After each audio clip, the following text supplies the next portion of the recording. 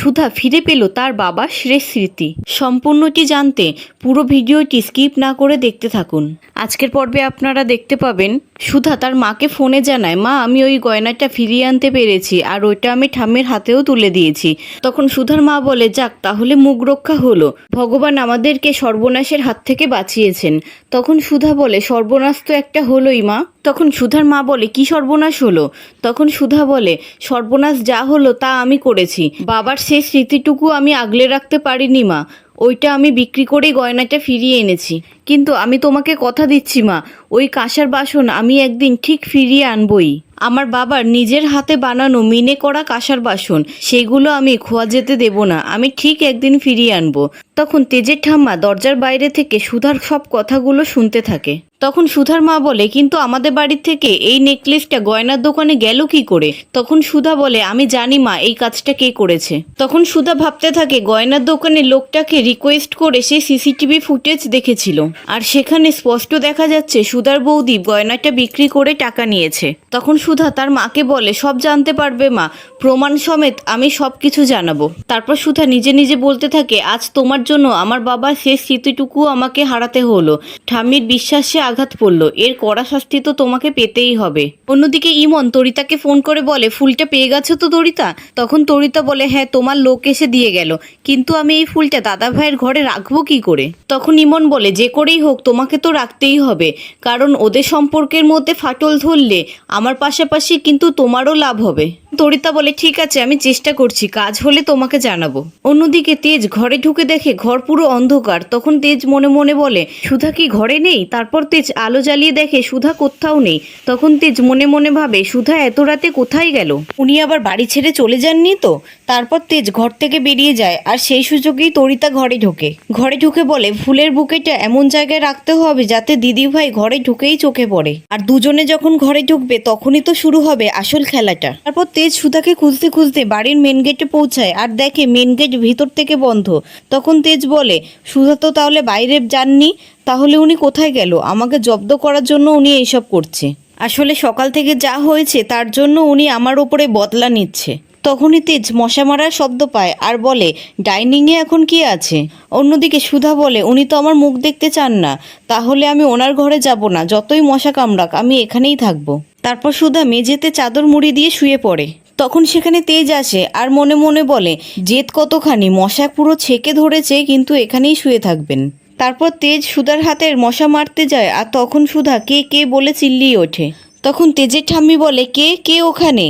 তখন তেজ সুধার মুখ চেপে ধরে টেবিলের নিচে লুকিয়ে পড়ে, আর তেজে ঠাম্মি এসে বলে, কেউ নেই তো এখানে, আমি মনে হলো কাদের গলার আওয়াজ পেলাম, আমি কি তাহলে ভুল শুনলাম? তারপর তেজে ঠাম্মি সেখান থেকে চলে যায়, আর তেজ সুধাকে বলে, আপনি এখানে মেঝেতে শুয়ে আছেন কেন? এটা আবার আমাকে জব্দ করার নতুন চক্রান্ত, তাই না? তখন সুধা বলে, আপনি যা ইচ্ছা ভাবুন, কিন্তু আমি এখান থেকে কোথাও যাব না। তখন তেজ বলে, আমার সাথে একদম জেদাজিদি করবেন না। তখন সুধা বলে, জেদ তো আপনার বেশি, তাই আপনি আমাকে যখন ইচ্ছা যা তা বলে অপমান করেন। আর আপনার এটা কেন মনে হয় আপনি যখন যা আমাকে বলবেন আমি সব কিছু মুখ বুজে সহ্য করে নেব?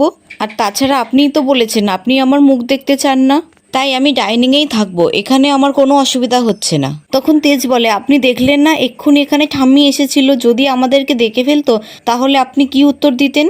তখন সুধা বলে, আমি সব সত্যি কথা বলেই দিতাম, আপনার জন্যই তো আমি সব সত্যি কথা বলতে পারছি না। তখন তেজ বলে, হ্যাঁ সব সত্যি কথা বলে দিন, আর আমার ঠাম্মি অসুস্থ হয়ে পড়ুক, এটাই তো আপনি চান, তাই তো? তখন সুধা বলে, কখনো না, আমি কোনোদিনও কারোর ক্ষতি চাইনি। তখন তেজ বলে, এটা আমার বাড়ি সুধা, আমি যা চাইবো তাই হবে। তখন সুধা বলে, আপনার সাথে আপনার ঘরে যাওয়ার চেয়ে এখানে সারা রাত মশার কামড় খাওয়া ভালো। বলে, আপনি যেতে না চাইলে আপনাকে আমি জোর করে নিয়ে যাব। তারপর তেজ সুধাকে কোলে তুলে সেখান থেকে নিয়ে চলে যায়। তখন সুধা বলে, মিস্টার বসু মল্লিক, আপনি কিন্তু এটা একদম ঠিক করছেন না। তখন তেজ বলে, আমি ঠিক জানি আমি কি করছি, আমার পরিবারের স্বার্থে আমি সব কিছু করতে পারি। তখন সুধা বলে, আপনি তো বিয়েটা মেনে নেননি, তাহলে আপনি এরকম করছেন কেন? তখন তেজ বলে, আপনাকে যে আমি স্ত্রী বলে মেনে নিইনি সেটাই চার দেওয়ালের মধ্যেই বন্দি রাখতে চাই, আর বাইরে সবার সাথে সুখী দম্পতির অভিনয় করতে চাই, আর সেটা আপনাকে করতেই হবে। কারণ এটাই আপনার শাস্তি। আপনি যে মিথ্যে জালে আমাকে ফাঁসিয়েছেন, এটাই হলো তার শাস্তি। সারা জীবন আপনাকে আমার স্ত্রী হওয়ার অভিনয় করতে হবে, কোনোদিনও এই তেজ বসু মল্লিকের মনে আপনি জায়গা পাবেন না। এই বলে তেজ সেখান থেকে চলে যায় আর সুধা ফুলের বুকেটা দেখতে পায় আর দেখে ফুলের বুকের মধ্যে লেখা আছে গেট উইল সুন তেজ উইথ লাভ ফ্রম ইয়োর মন। তখন সুধা তেজকে জিজ্ঞাসা করে, মন কে মিস্টার বসু মল্লিক? আপনাকে কেউ ফুলের বুকে পাঠিয়েছে। তখন তেজ বলে, কারোর পার্সোনাল জিনিসে হাত দিতে নেই, সেটা আপনি জানেন না? আর আপনার এত প্রশ্ন কিসের? আমার জিনিস আমি সেটা বুঝে নেব। তখন সুধা বলে, আমি আপনার মতন নই মিস্টার বসু মল্লিক। আপনি যেমন আমার পিছনে গুপ্তচর লাগান, আমি কার সাথে কোথায় যাচ্ছি, কার সাথে হেসে কথা বলছি, আমি সেরকম করি না। আর আপনাকে আমি এ নিয়ে কোনোদিনও কোনো প্রশ্নও করিনি। তখন তেজ বলে, প্রশ্ন করার মতন আমি কোনো কাজও করি না। তখন সুধা বলে, বাবা মিস্টার বসু মল্লিক, এর মধ্যেই আপনি সবকিছু ভুলে গেলেন। এই তো ফুলসজ্জার রাতে আপনি বাড়িতে ছিলেন না। আমি কি আপনাকে প্রশ্ন করেছি কোথায় ছিলেন, কার সাথে ছিলেন? আমি জানি প্রত্যেকটা মানুষেরই ব্যক্তিগত কিছু থাকে, তার সম্মানও আমি করি। আপনি তো আমার অতীত নিয়ে অনেক কথা বলেছেন, অনেক কাটাছেঁড়া করেছেন, আর প্রতিবাদ করলেও কখনো আমি আপনাকে চারটে প্রশ্ন করিনি। আপনি তো আমাকে আগেই বলেছেন আপনার অতীত আছে, তা নিয়ে কি আমি কোনোদিনও কোনো প্রশ্ন করেছি?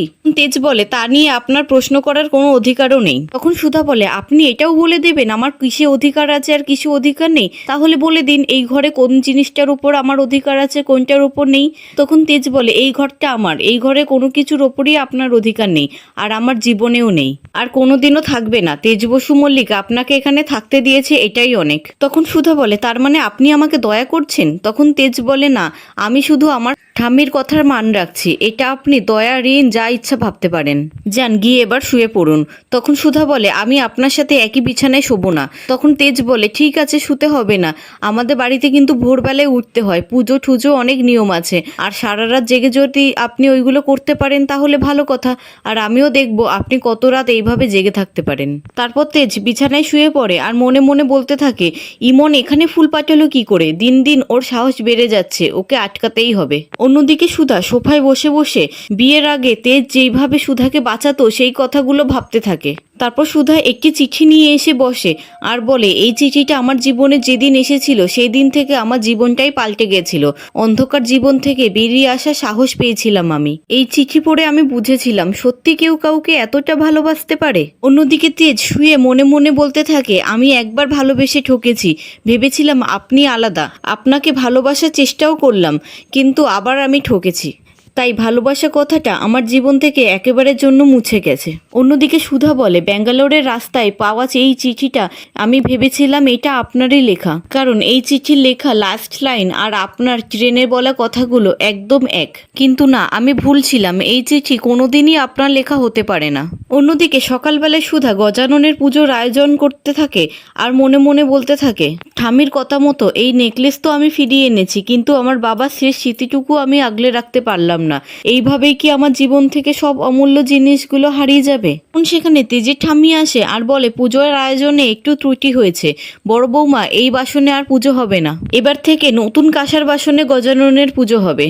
তখন তেজের বাবা বলে, সে তো এখন অনেক খরচ। তখন তেজ বলে, বাসন কেনা হয়ে গেছে বাবা। তারপর তেজের ঠাম্মি সুধাকে বলে, বড়নাথ বৌমা, তুমি সবাইকে দেখাও আমি গজাননের জন্য কেমন বাসন পছন্দ করেছি। তারপর সুধা বাসনগুলো খুলে দেখে তার বাবার হাতে বানানো সেই কাঁসার বাসন। তখন সুধা মনে মনে বলে, মিস্টার বসু মল্লিক আমার বাবার স্মৃতিটুকু ফিরিয়ে এনেছেন।